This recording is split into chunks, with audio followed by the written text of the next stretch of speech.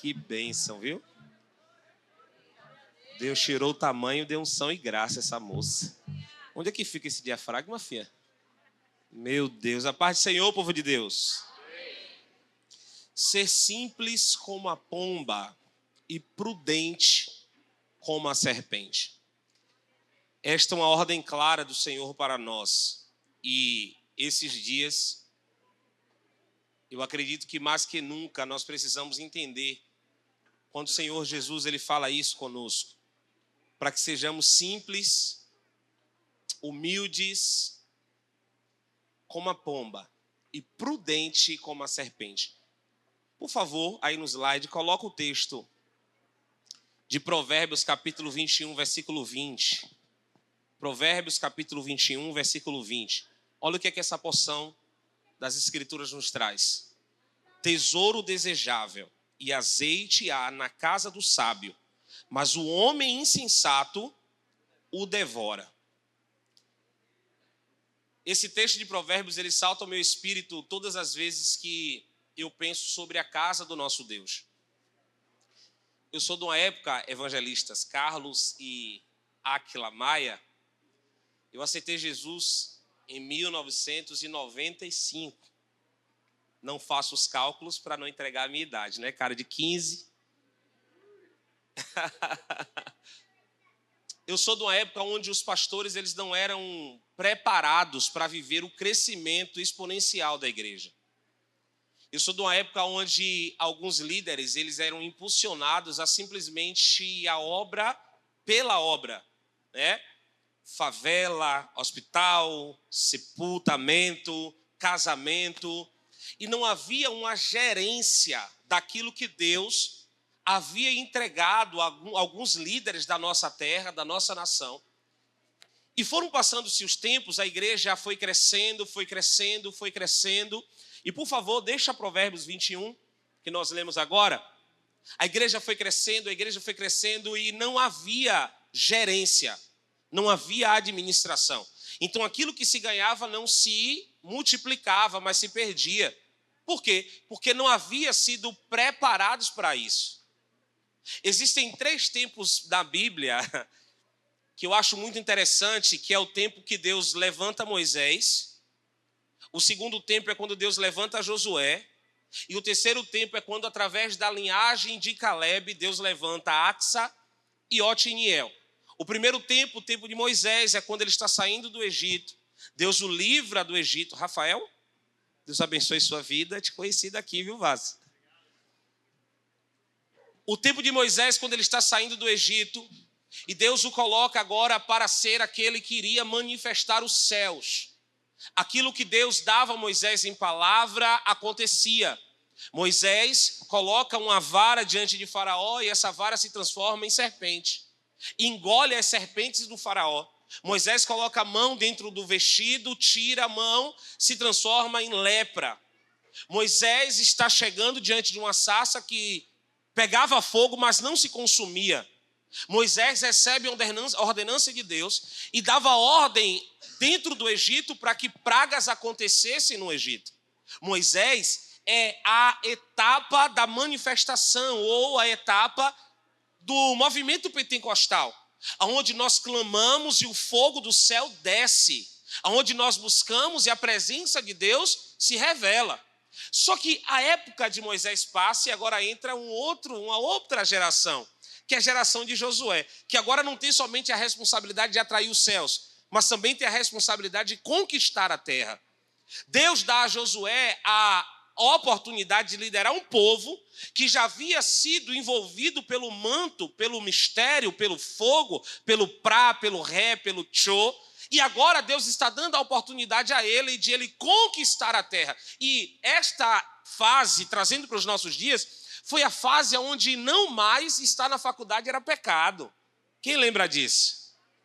Filho de crente não podia ir para a faculdade, tinha que ser só igreja, igreja, igreja, obra, obra, obra, obra, igreja, igreja, igreja, igreja. Só que na época de Josué, que Josué agora está governando, está liderando, o povo começa a conquistar. O povo começa agora a não mais ter somente o discernimento daquilo que era do céu, Mas agora também eles começam a geograficamente e exponencialmente a crescer. Entra uma outra época, evangelista Carlos. A época agora que não é mais Josué, agora é a filha de Calebe.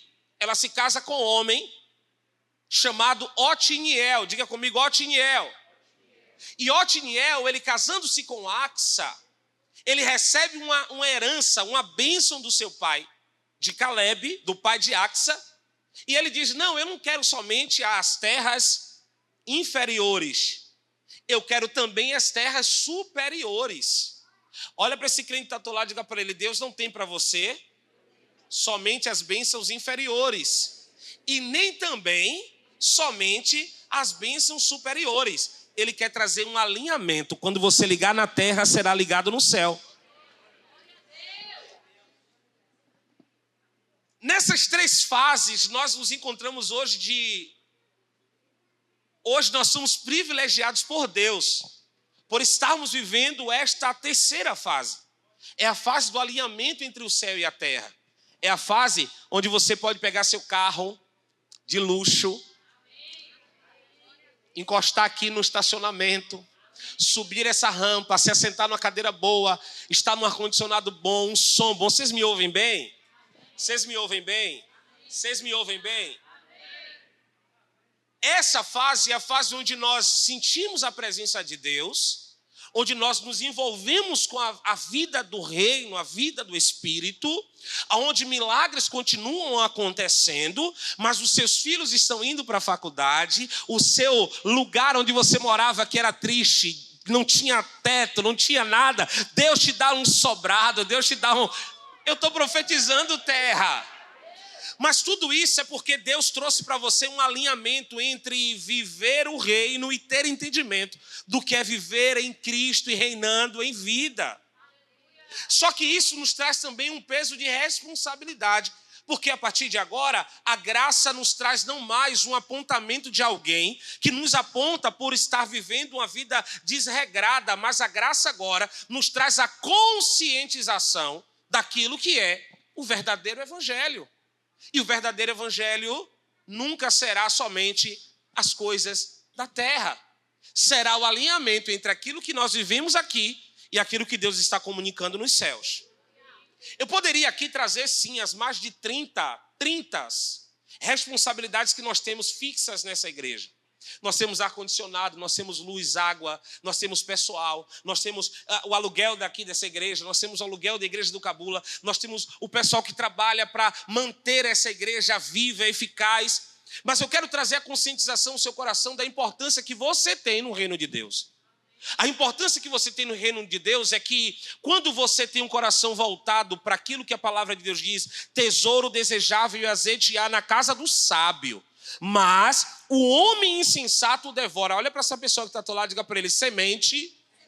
Agora fala com voz de quem veio para a igreja. Diga, semente não se come, semente se planta. Acompanhe os irmãos aí, pelo amor de Deus. E quando nós usamos a semente correta, porque dinheiro na mão de crente é vidas sendo alcançadas. Quem estava na EMA domingo?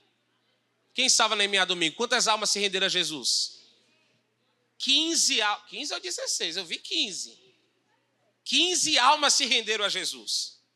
Se nós formos contar do início do ano até o último domingo, essa igreja já arrebanhou para o reino dos céus, entre estacionamento do Firmes, entre culto de terça e MA, culto de domingo, culto de quinta, quase 300 almas para Jesus.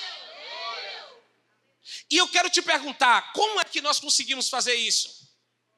Através de sementes que não foram comidas, de sementes que foram ingeridas, enxertadas no reino de Deus. Olha o que a Bíblia diz, um planta, o outro rega, mas quem dá o crescimento é Deus. Quando eu voluntariamente venho até esse altar e não tenho a oportunidade de usar esse microfone, mas eu tenho a oportunidade de semear nessa casa, nós estamos contribuindo para que outra igreja que está nascendo lá em Guarulhos, que já tem a capacidade para quase 300 pessoas, eu estou falando de 300 vidas que irão se assentar em um lugar bom, com ar-condicionado. Essa semana mesmo teve um irmão que disse, não pastor, olha, já estou colocando lá, o ar-condicionado já vai chegar lá em Guarulhos. Irmãos, você tem noção do que é você viver há 30 anos atrás, onde você não tinha conforto, onde você não tinha qualidade, onde você não tinha nada do que nós temos hoje, mas hoje Deus nos deu graça para viver aquele tempo e nos deu um mentor, alguém que tem uma mentalidade não somente de um pai espiritual, mas de um gestor, para poder administrar isso tudo, porque eu não queria estar no lugar dele, tá? Eu não queria administrar mais de 30 despesas fixas. Ele não vai falar não, mas a gente pode falar, né, pastor? Mais de 30? Não. Às vezes a gente não consegue, aquelas de casa, né, irmão? 30, ainda chegar aqui cheio de Deus, cheio de unção, cheio de graça. Mas, irmãos, a minha intenção hoje de ministrar o seu coração, e eu quero deixar outro texto para que você possa meditar nessa noite, o versículo 3 do capítulo 22 de Provérbios. Versículo 3 do capítulo 22, olha o que está escrito. O avisado vê o mal e se esconde, mas os simples passam e sofrem a pena. A parte A diz assim, o avisado vê o mal e esconde-se. Todas as vezes que você chegar em um ambiente onde alguém estiver falando mal de crente, todas as vezes que você chegar em um ambiente onde alguém estiver falando mal de igreja, e você tiver a oportunidade de falar, você diga, olha, você pode falar de onde você quiser, mas eu conheço um povo que é crente. Eu conheço um pastor que é crente. Eu conheço a igreja que investe. No início do ano nós fizemos uma ação social, onde 100 cestas básicas, só na segunda ação, porque fizemos uma menor antes, foram 35. Ou seja, nas duas fizemos 135 cestas básicas. Logo após, o Grupo Firmes fez umas quantas doações de cestas básicas? Quantas? 30 cestas básicas. Agora fizemos uma outra ação social que 120 cestas básicas foram doadas. Ao todo, nós já doamos diretamente para alguns alojamentos, fora a irmã Grace também, que faz doação de cestas, né, com um grupo. Nós já doamos quase 300 cestas básicas. 135, mais 30 dele, já vai quanto aí? 155, mais 120... 175, fora ao povo de Deus que nós socorremos. Durante todo o mês, no Cabula, eu fico lá à frente dessa situação de estar abençoando a vida dos irmãos. Nós doamos quase 15 cestas básicas todos os meses. Fora os irmãos que passam prova, aí às vezes não tem dinheiro para pagar um aluguel, às vezes não tem dinheiro para pagar um remédio, não tem dinheiro para ir numa consulta. E graças a Deus e ao coração voluntário de vocês, que nós conseguimos fazer isso também pela vida do gestor, do pai espiritual dessa casa. Porque, como eu disse no início dessa ministração de conscientização de oferta, eu era de uma época onde os líderes não eram preparados para isso. Mas graças a Deus que os tempos agora são outros. Graças a Deus que os tempos agora são outros. Quando nós estamos ofertando e dizimando, nós estamos contribuindo para que vidas sejam alcançadas pelo reino de Deus. Então, se alguém falar mal de igreja, de pastor para você, diga lá na igreja, não. Vixe, ninguém vai dizer isso não. Eu quero te conscientizar nessa noite, irmãos, pois a obra do Senhor, ela tem um Deus que é todo poderoso. Só que a Bíblia diz que Ele é quem dá semente ao que semeia.